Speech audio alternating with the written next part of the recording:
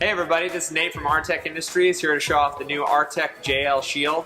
The new Jeep JL comes with a center axle disconnect on the front axle and has a skid plate on the front, and that skid plate's made out of some really thin material, so like we always do, we came up with a beefier version. Check it out. Now this is actually going to be coming fully powder coated, fully welded, ready to bolt in, so it's going to be a super easy installation.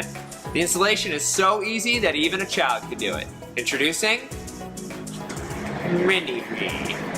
Let's go check this out. This is Noah, he's gonna help us install this. We're ready to uninstall the OEM JL Shield. It is attached by 4 bolts. One right here, one underneath, one right here, and one back over here on the side too. You can see it right here.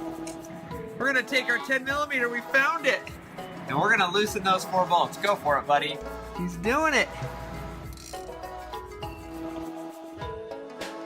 Get up there and get that one.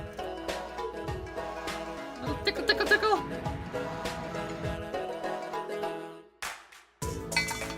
There it is. Let's see it. Show it to me.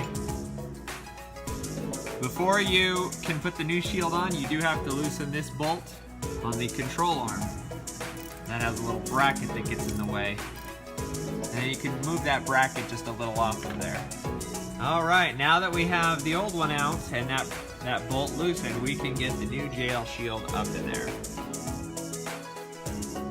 There you go. Thread it in by hand first.